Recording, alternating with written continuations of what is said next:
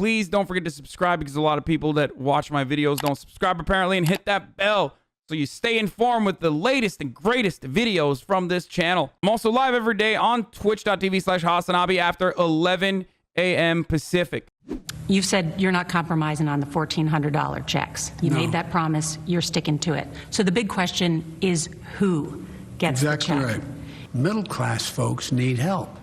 But you don't need to get any help to someone making $300,000 or $250,000. So it's somewhere between an individual making up to 75 and phasing out, and a couple making up to 150 and phasing out. But again, I'm wide open on what that is. You also want to raise the minimum wage to $15. Is that something you would be willing to negotiate on in order to get Republican support? Well, apparently that's not going to occur because of the rules. This part is really annoying because Joe Biden has enough technical know-how on how Senate proceedings work and how procedures work in the Senate from all of his years in the Senate. He's been in the Senate for fucking 7 million years. He's been in the Senate before the Senate even existed. He was basically in the fucking Greek parliament with how old he is. And this motherfucker is still acting like the vice president can't vote to overrule that protocol and push for a straight majority vote on it. Like, it is malarkey. I mean, the guy who literally founded the Senate and laid some of the bricks on the Senate himself is over here acting like that's not a tool that he has in his tool belt, which is really, really annoying and frustrating. So you're saying the minimum wage won't be in this? My guess is it will not be in it. And that's frustrating because if you were doing your fucking job, Norah O'Donnell, you would turn around and be like, well, you do have options. It's not like completely dead in the fucking water. You have options. Options like Kamala Harris overruling, like voting to overrule the supermajority vote. Look, no one should work 40 hours a week and live below the poverty wage.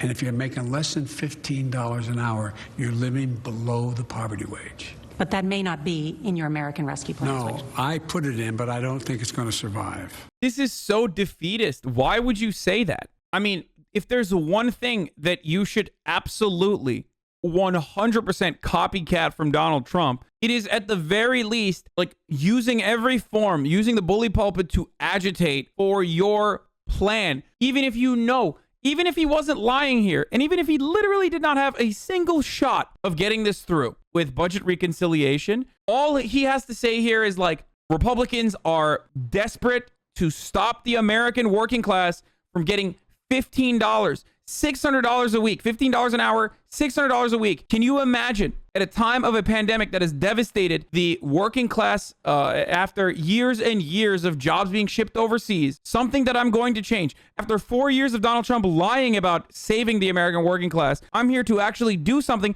and Republicans are stopping me from doing this. Why can't you just say that? Why can't you just say unity, like his chief of staff said? Unity is not about uniting with Republican politicians who are representing the better interests of corporations of the wealthy. Unity is about uniting the American working class, restoring the American working class. And the American working class is on board with this measure. And that's what he should be saying here. But instead he's like, it's going to be dead in the water, Jack. It's fucking terrible. It is a terrible, pathetic, weak-ass response. And the only reason why you would respond that way is if you yourself don't have any genuine investment in this. If you don't actually want to raise the minimum wage to $15 an hour.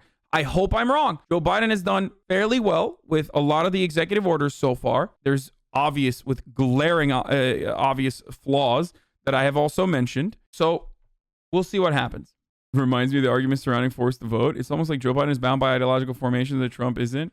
Ay, dude. The fucking... Actually, I probably should give him a week off. The fucking Jimmy Dore fans on the left are so cringe. You embarrass yourselves at every step. Just say you like charismatic individuals who are anti-establishment and move on, okay? You just don't like establishment, which is fine. We don't either, but we are in entirely different fucking wavelengths when it comes to politics. Centering my political point of view around just hating the establishment is so fucking stupid when there's so much more to it than that. You just point your establishment ray at any sort of person that you deem to be unworthy. It's literally purity politics. And the irony is you end up fucking loving someone who is the most establishment or who represents the interests of the establishment, like Donald Trump. Donald Trump wasn't bound by ideology. Yeah, really? You're going to tell me that about the guy that ended up being a gangbusters president for the Republican Party, a dude who was so fucking good at being a Republican that the Republican Republican turnout increased in historic numbers? Really? That Donald Trump? You're going to tell me that Donald Trump was a bad Republican president? Are you out of your fucking mind, dude? Get the hell out of here, dude. You are as focused on the aesthetics as neoliberals are. That's the inherent irony of the anti-establishment shitlords, is that they are just as hyper-focused on the aesthetics as the neoliberals are.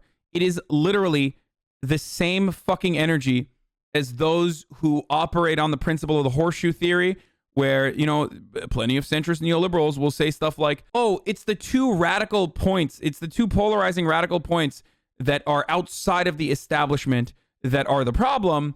And the further you go away from the middle, the more radicalized you get, and it's a problem. Both the communists are a problem and the fucking Nazis are a problem, right? Like, that's what neoliberals say. You basically are flipping it on its head, and you're saying, no, the establishment is the only problem. Both the Nazis and the fucking communists are not a problem. Both of those ideologies, or both of those political points of view, literally revolve around focusing on just a group of individuals and the words that they use instead of the actions that they take and the outcomes of those actions and who benefits from those policy positions. It's very stupid. It's stupid when the neoliberals do it. It's stupid when other Twitch streamers who are political commentators do it. And it's fucking insanely stupid when Jimmy Dore does it, but in the opposite way. I mean, you've called him an existential threat. You've called him dangerous. You've called him reckless. Yeah, I have, and I believe it. What's your worst fear if he continues to get these intelligence briefings? I'd rather not speculate out loud. I just think that there is no need for him to have that intelligence briefing. What value is giving him an intelligence briefing? What impact does he have at all, other than the fact he might slip and say something?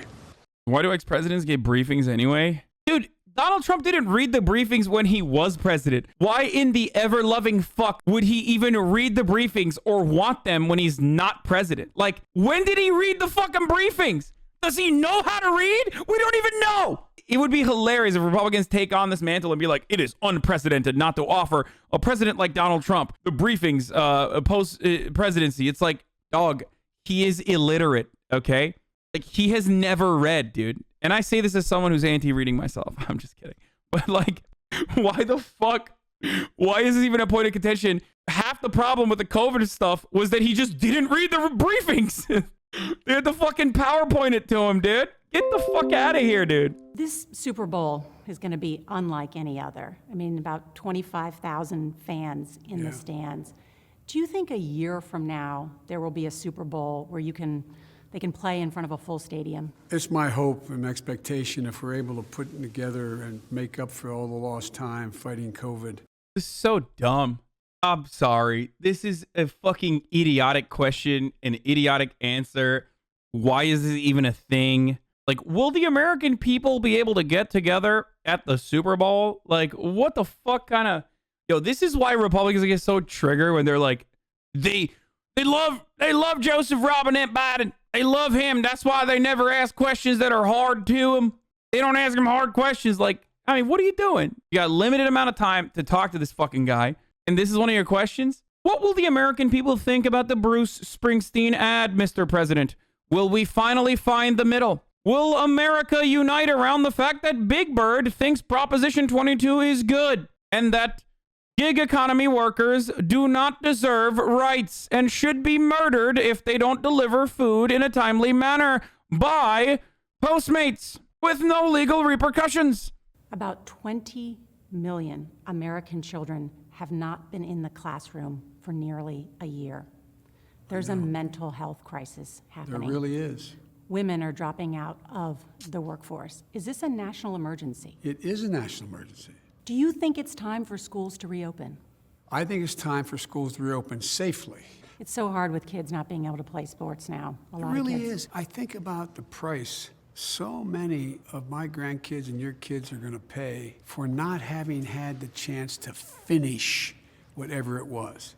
That graduation where you didn't get to walk across the stage. I think they're going through a lot, these kids. He's right, guys. Stop saying sports is a megalol. He's not wrong. He's not wrong. Dude, we've had this argument a million times over. Schools are incredibly important for social development, for social cohesion. It's incredibly important for kids to go back to school. Obviously, in the middle of fucking Twitch chat, no one is going to agree with me because all of you love the fact that you get to fucking not really watch your classes on Zoom.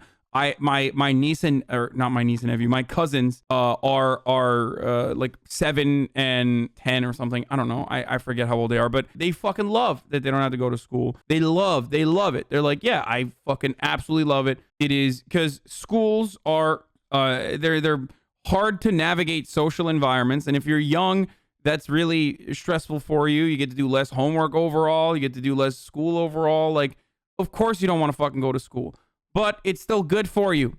Okay? Yeah, going to school is like eating your fruits and vegetables. Exactly. Something that you overall don't want to do. You want to eat dessert all day, but if you eat dessert all day, then you turn into America. Okay? One of the most obese nations on the planet. Just like if you fucking don't go to school, or I guess in America, even if you do go to school, you still turn into America. One of the worst countries for education in comparable OECD nations, of course. But the problem here is that when we move away from the importance of going to school, you have to recognize that you can't send kids and teachers back to school with the current way that the schools work, because underfunded school districts are absolutely going to be super spreaders, and they have been. And teachers are going to get COVID and fucking die. They don't deserve it. They don't get paid enough as it is. Now they're going to go get COVID and then give it to granddad at home and fucking kill their families. Like, that's terrible. So many teachers have already died from COVID. They shouldn't. They don't have to. Let's enjoy the game. Well, thanks for having me. I appreciate it. Yeah, Biden, enjoy the game. Enjoying a game for a dude who owes American people $2,000, dude. I don't know about that. I see you hosting a Super Bowl party, bitch. Where's the $2,000, motherfucker? This fucking guy over here, he's fucking enjoying his fucking Super Bowl party. Let me see your fucking shoes, Joseph. The U.S.-China relationship is probably one of the most important in the entire world. Why haven't you called Xi Jinping? Well, we haven't had occasion to talk to one another yet. There's no reason not to call him. I've probably spent more time with Xi Jinping, I'm told, than any world leader has because he loves him. Because he's gay for Xi Jinping. Folks, I know it. Look at that handshake. Fellas, is it gay to shake the hand of Xi Jinping? Huh? After all, you're touching another man's hands, folks. That man might have even touched his own dick. So by transitive property, you're basically touching his dick. And that's gay.